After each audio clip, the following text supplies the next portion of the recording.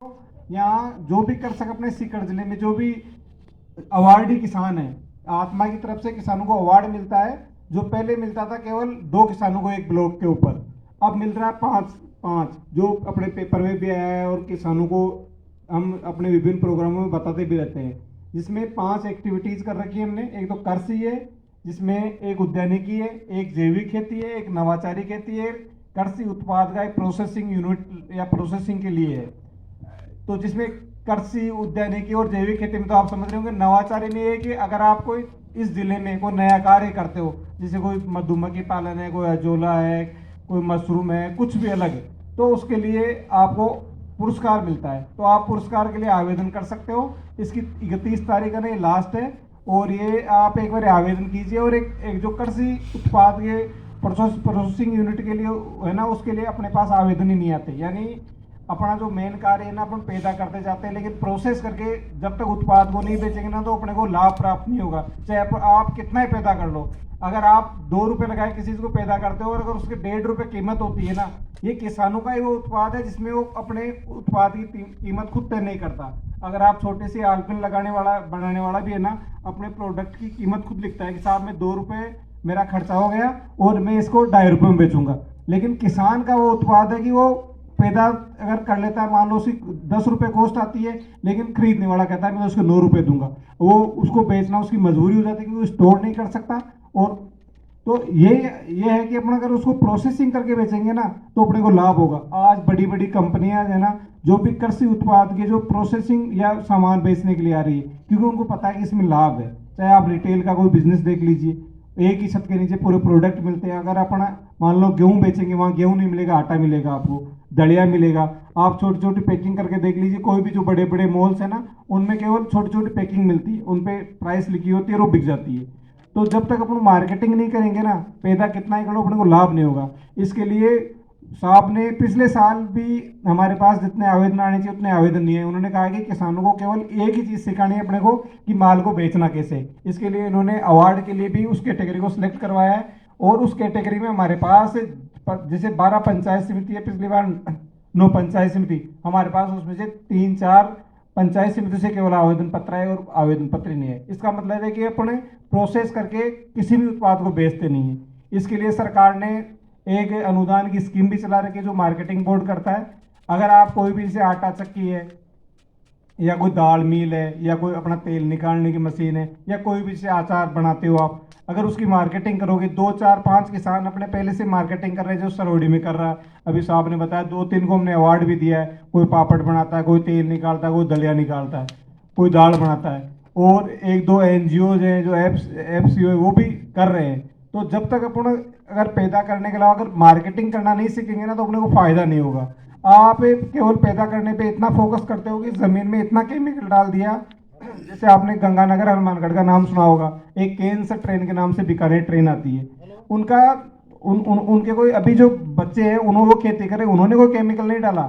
जो 80-90 के आसपास उनके जो कपास होती थी, उन्होंने इतना केमिकल डाल दिया कि आज भी जो 20 साल पहले जो प्रोडक्ट बैन हो गया 20 साल से, उसके अंश आते हैं और उसके बच्चों को कैंसर हो जाता था, 2-2, 3-3 महीने का होता है। जब उसकी नेक्स्ट प्रोजनी को उन्होंने अभी ये देखो, उनके हो सकता है उनको नॉलेज नहीं होगा उस समय, वो पैसा पैसा भाई कपास उत्पादन करना है तो अपने को डालना ही पड़ेगा, तो उन्होंने डाला। लेकिन उनको डालने के बाद में आज जो 20 साल पहले जो केमिकल बैन हो गया ना, उसका अंश आता है और वो बच्चों को कैंसर हो जाता है। होता क्या है, जैसे मान लो 20 साल 40 साल उसकी लाइफ होती है, 50 साल डिग्रेडिंग लाइफ होती है उस केमिकल की, वो डाल दिया उन्होंने। जैसे वो डालने का होता है ना भाई, फसल बचानी, अपन वीडीसाइड डालते हैं, पेस्टिसाइड, हेर्बिसाइड सब डालते हैं, वो 20-20 स्प्रे कर देते। उस जमीन में इतना केमिकल आ गया कि आज उस जमीन से वो पौधा उगाते हैं। मान लो गेहूं उगाया, गेहूं का चारा भैंस ने खाया, भैंस ने उसके दूध से उसकी माँ ने दूध पिया, और माँ के दूध से उसके बच्चे को, जो 3 महीने का बच्चा है जो कुछ खा भी नहीं रहा, उसको कैंसर हो जाता है। तो उन्होंने अगर पैसा कमा के उन्होंने क्या किया ये बता दो मुझे। तो अगर वो अपनी नेक्स्ट प्रोजनी को एक दूषित जमीन देके जा रहे हैं, पानी अपन वैसे भी नहीं छोड़ेंगे, और केवल पैसा करेंगे, उस पैसे का उपयोग क्या करोगे आप? अगर आने वाले समय में आपकी जमीन इतनी दूषित हो जाएगी कि आप 20 एक आप क्या शिफ्ट हो जाओगे किसी दूसरी जगह। अगर मान लो अपन नंगे पाँव भी घूमते हो अपनी, अगर वहां अगर अपन ने मान लो अगर आपके पास जमीन है, कम से कम आप अच्छा खाना खा सकते हो, दूसरे लोग नहीं खा सकते क्योंकि वो पैदा नहीं कर सकते, फैक्ट्री में बनता नहीं है। तो आप कम से कम, जैसे जैविक खेती का जो कॉन्सेप्ट आया ना, ये पैसा कमाने का नहीं है, ये केवल स्वास्थ्य बचाने के लिए हिसाब से है। अगर अपन इस चीज पे नहीं आएंगे ना, तो आने वाले समय में अपने को, जो लोग कहते थे ना कि हमारे घर वाले शायद अच्छे नहीं थे, कि इन्होंने आज जैसे मान लीजिए कीमत हो गई ना, रोड पे जमीन हो गई, पहले गांव में रहते थे उस समय वो पैटर्न सब चल रहा था, आजकल अपना पैसे का पैटर्न हो गया केवल, भाई पैसा मिलना चाहिए, पैसे से अपना अधिकतर चीजें इसे मान लेते खरीद लेंगे। स्वास्थ्य जब किसी आदमी का खराब हो जाता है ना, या कोई बीमार हो जाता है ना, तो वो पैसे से भी नहीं बच पाता, ये अपने को भी पता है, लेकिन फिर भी अपना केवल एक ही मोटो रहता है कि पैसा मिलना चाहिए, कैसे मिले। तो पैसे की बजाय मेरा तो ये कहने का है कि आप कभी भी आप घूमने जाओगे ना, तो उन किसानों परिवार से मिल के आओ। आज वो एक रिसर्च करते हैं और ये देखते हैं कि जमीन में जो केमिकल डालने के बाद में ये दूषित है कि नहीं, इसका खाना खाना है नहीं, पहले वो जांच करते हैं, उसके बाद में जमीन से खाना खाते हैं। ये कंडीशन उनका पानी भी हो गया। और आपको पता, पानी और जमीन एक बार खराब होने के बाद में उसमें शुद्ध आने में हो सकता है 1-2 या 10-20 साल और लग जाए। तब तक जो उनकी हर घर में 1-2 बीमार हैं, उनका इलाज करवाते हैं, उसमें परेशान हो जाते हैं। तो उन्होंने क्या पाया बताओ? अगर वो कपास नहीं करते तो कम से कम हो सकता था उस समय उनको ज़्यादा पैसे नहीं मिलते, हो सकता था, लेकिन कम से कम इतना पैसा खराब नहीं होता जिनकी आने वाली जनरेशन उनकी बीमार हो रही है, हो नहीं रही है, और ये कंडीशन है। तो अपने को जब भी कोई केमिकल डाले ना, तो कम से कम उसकी एक बार ये सोचो कि डालना जरूरी है कि नहीं है।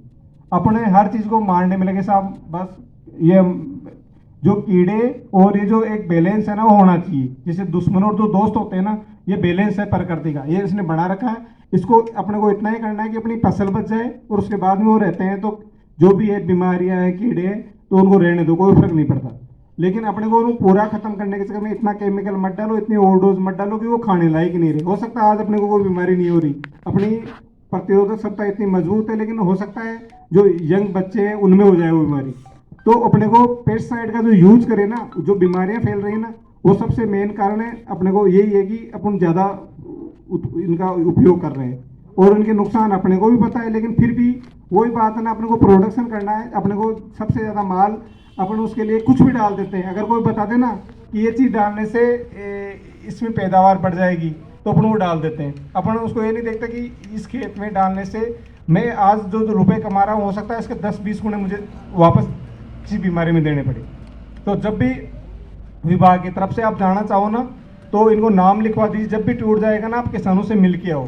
सबसे जरूरी चीज़ क्या होती है कि अपने जब किसी घूमेंगे नहीं ना किसी भी एरिया में, यहाँ जो अपने अवार्डी जो किसान है ना, उनके खेत में देख के आएंगे वो कैसे कर रहे हैं, कैसा पैसा कमा रहे हैं। पैसा भी कमाना है, लेकिन अपने को अच्छे तरीके से कमाना। ये नहीं कि अपन आने वाले जो अपनी जो पीढ़ी है उसको बिना पानी की ज़मीन और दूसरी ज़मीन दे के जाए। हो सकता है अपन पैसा दे जाएंगे, लेकिन वो पैसा भी इतना काम का नहीं रहेगा उनके, क्योंकि अपने उनकी ज़मीन और पानी तो बिल्कुल भी नहीं छोड़ के जाएंगे। तो बिना पानी, आपको पता है कि जिन एरिया में पानी नहीं है ना, आप वहाँ जाके देख के आओ, 2 दिन रह के देखो, आपको पता चल जाएगा आपके इतना पानी है कि आप सभी किसानों के लिए ये इतना पानी का यूज कर रहे हैं अपन की, बिल्कुल जो भी अपने पास संसाधन है, अगर बारिश हो रही है तो भी अपन पानी को सिंचाई करते रहते हैं। अपने को ये लगता है कि केवल पानी से बढ़ेगा, उससे हो सकता है कि जो अपने जो सूक्ष्म पोषक तत्व है जो है ना, ये गुड़ के नीचे चले जाएंगे। यूरिया देख लीजिए, अगर आप मिट्टी पानी की जांच करवाते होंगे, या सरकार भी करती है, लेकिन आप उस रिपोर्ट को कभी पढ़ते होंगे उसमें कमी क्या है? अपने को पता होना चाहिए कि वास्तव में ज़मीन में जो आयरन है, जिंक है, और भी सूक्ष्म पोषक तत्वों की कमी होने लगी है। अगर आप पालक खा लोगे और उसमें आयरन नहीं आएगा, जो आयरन की कमी है, मान लीजिए लेडीजू में आ रही है, कुछ अपने में आने लग जाएगी, तो अपने को इसमें लोहा भी डालना चाहिए। अगर मिट्टी और पानी की जांच करवा के थोड़ा बहुत इस जितना न्यूट्रिशन की जरूरत है ना, जैसे पानी कम क्यों हो रहा है, अगर अपन ने 5 बाल्टी पानी निकाल ली, 2 बाल्टी की बारिश हो रही, तो 3 बाल्टी में शॉर्ट होती जा रही है ना, ऐसे कम हो गया। ऐसे ही अपने जो ज़्यादा उत्पादन करने वाली अपने इसमें तो बोने लग गए, लेकिन उतना आपने डाला नहीं। आज आप बाजरे में देख लो, कितने प्रकार की बीमारियां आने लगी। बाजरे पे बाजरा बोते जा रहे हैं, अपने पास ज़मीन कम हो गई, चारे की भी आवश्यकता है, तो अपन बाजरे में बाजरा बोते जा रहे हैं, वहाँ उस बाजरे में इतनी बीमारियां आने लगेगी।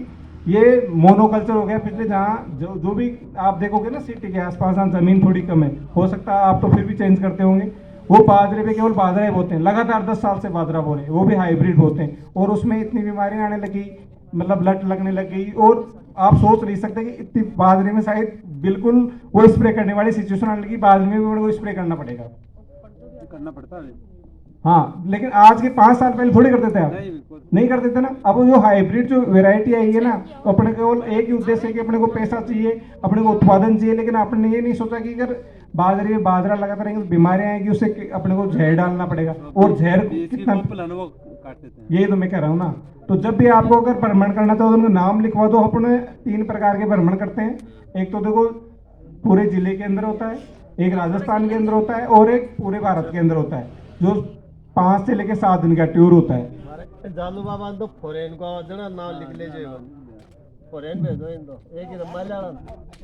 हाँ ए फॉरेन को नहीं, जो भी आप जाना चाहे ना, एक बार देखो उसमें होता क्या है कि जब आप घूमने जाओगे ना, उसके बाद में आपको पता लगेगा कि अपन क्या गलतियां कर रहे हैं। क्योंकि जो एक जैसे खेती में नया क्या है भाई, अपन हर साल इसलिए कहते हैं कि अपन रिपीट करते हैं तो कोई चीज़ को भूले नहीं, जैसे प्रैक्टिस करते हैं ना किसी चीज़ की, भाई नॉलेज टूटे नहीं, नई चीज़ अपने को अपनाते रहे। तो ये ट्रेनिंग को कराने का यही उद्देश्य है। और मेनली क्या है कि इसमें महिलाओं की भागीदारी इसलिए होनी चाहिए कि महिलाएं किसी चीज़ को सुनती है ना, तो वो कम से कम अपनी 2-4 लोगों को जरूर बताती। आदमी का जो होता है ना एक्सटेंशन का काम, वो कम होता है, वो सुनता है, अपने भाई को भी नहीं बताता, घर वालों को भी बिल्कुल नहीं बताएगा कि आज मैं खाना कम खा के जिम के आया हूँ, कहीं नहीं, कुछ नहीं बताएगा। हाँ, आज मुझे काम था, पूछेगा तो कहे तुम्हें क्या मतलब है। तो महिलाओं की भागीदारी इसलिए जरूरी है कि वो 2 लोगों को और बताती है, योजनाओं का प्रचार प्रसार ज्यादा होता है। तो महिलाओं की भागीदारी भी क्या बुलाया करो, जैसे यहाँ गाँव में आज ट्रेनिंग थी, आज भी आनी चाहिए। और ये महिलाओं का भी टूर अलग होता है, उनको भी भिजवा सकते हो सकता है जैसे कई बार क्या होता है कि आप जो बोलोगे ना वो कार्य नहीं करेगा, लेकिन वो खुद सुन के जाएगा ना, तो उनको लगेगा। जैसे मान लीजिए किचन गार्डनिंग, अपन मार्केट से अधिकतर लोग सब्जी लाते हैं, ये पालना करे, छोटी मोटी चीजें उगाने के लिए ज्यादा ना तो जमीन की जरूरत पड़ती है, लेकिन वो महिला है ना, अगर वो चाहे तो बहुत इजीली काम कर सकते हैं। अपन कहेंगे तो शायद मुश्किल हो पाएगा।